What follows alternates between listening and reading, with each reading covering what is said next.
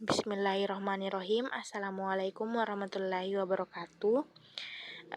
Perkenalkan, saya Indah Nur Awalia. Di sini saya menjelaskan tentang skema kriptografi dan kunci RSA dan RSA CRT. Yang pertama di sini ada algoritma RSA. Algoritma RSA ini paling banyak digunakan dan sangat terkenal hingga sekarang. Algoritma RSA ditemukan oleh 3 peneliti MIT, yaitu Ron Rivers, Adi Shamir, dan Len Adleman pada tahun 1976.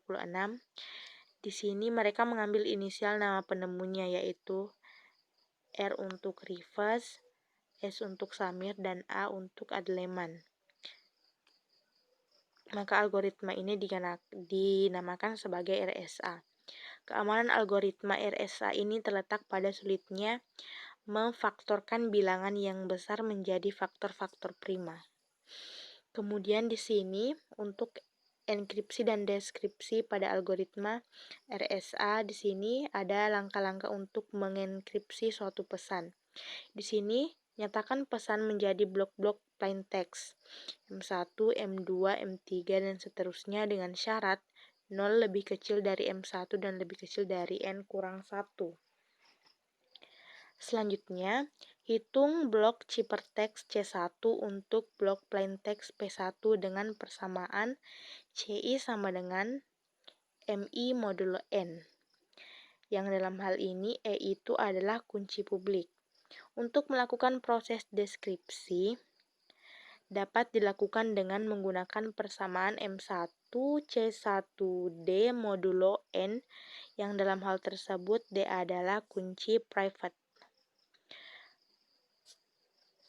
Selanjutnya adalah kekuatan dan keamanan RSA. Kekuatan dari algoritma RSA tersebut terletak pada tingkat kesulitan dalam memfaktorkan bilangan menjadi faktor-faktor prima. Yang dalam hal ini dengan A sama dengan 79, B sama dengan 1019, saat N berhasil difaktorkan menjadi A dan B, maka dapat dihitung. Karena kunci enkripsi E diumumkan atau tidak rahasia, maka kunci deskripsi D dapat dihitung dari persamaan. Kemudian untuk kelemahan dari algoritma RSA, yang pertama itu RSA lebih lambat daripada algoritma kriptografi kunci simetris seperti dengan DES dan AES.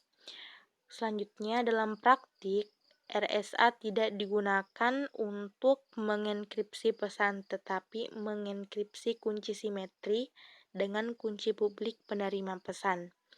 Kemudian, pesan dienkripsi dengan algoritma simetri seperti DES atau AES. Yang keempat, pesan dan kunci rahasia dikirim bersamaan.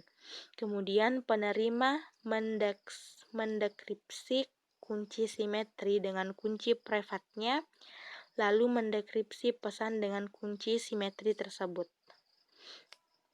Kemudian RSA, CRT, dan autentikasi RSA. Algoritma RSA merupakan salah satu algoritma dalam kriptografi kunci publik. Pada proses enkripsi dan deskripsi digunakan kunci yang berbeda. Proses deskripsi algoritma RSA sering terjadi kendala karena ukuran dari kunci deskripsi yang relatif besar dapat memperlambat proses. Dan untuk mempercepat proses deskripsi, maka dimodifikasi dengan algoritma CRT, Chinese Remainder Theorem, yang sering disebut dengan algoritma RSA CRT. Kemudian untuk pembangkitan kunci RSA menggunakan teorema CRT, yang pertama kita ambil nilai bilangan prima acak. Kemudian kita hitung, setelah itu kita hitung nilai totiennya. Kemudian kita memilih E yang relatif prima terhadap M dengan rumus GCD EN sama dengan 1, misalnya E sama dengan 3. Kemudian kita menentukan nilai D dengan rumus pada rumus ini. Kemudian kita dapat nilai D sama dengan 11787. Kemudian setelah itu kita menentukan nilai DP-nya. Setelah itu kita menentukan nilai DQ, kemudian menentukan nilai key inverse. Setelah itu kita akan menemukan kunci publik dan kunci private. Setelah itu ada proses enkripsi. Di sini proses enkripsi RSA dengan menggunakan teorema CRT itu sama dengan proses RSA standar atau biasa.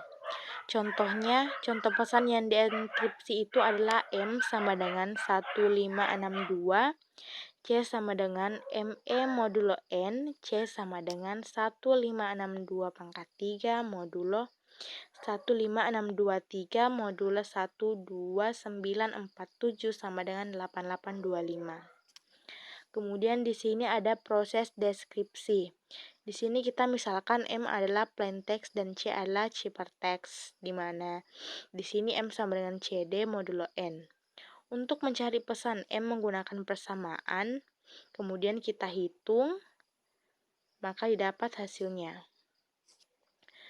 Kemudian di sini untuk menghitung nilai M yang memiliki pangkat besar sangat sulit untuk mencari pemangkatan C, sehingga diperlukan teorema CRT untuk mendeskripsikannya menggunakan dua nilai, yaitu M1 dan M2.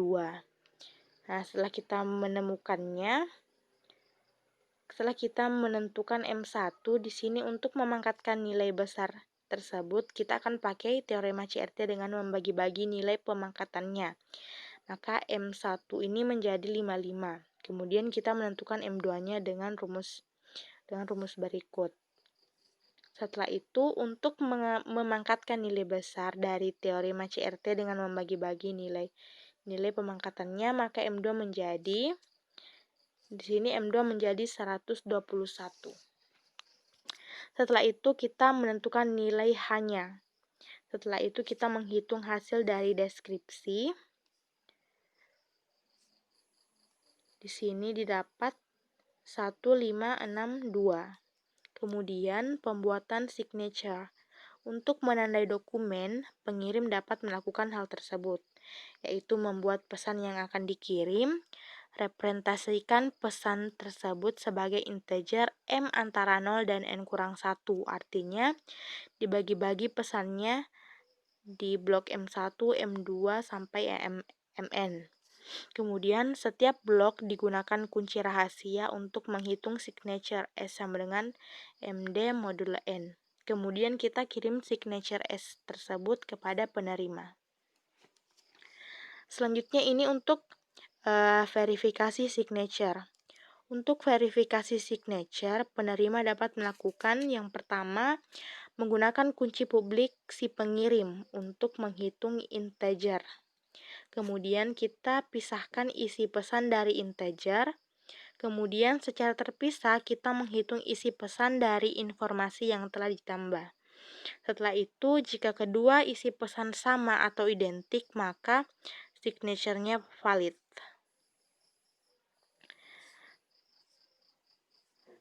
Baik, sekian yang dapat saya sampaikan. Terima kasih. Assalamualaikum warahmatullahi wabarakatuh.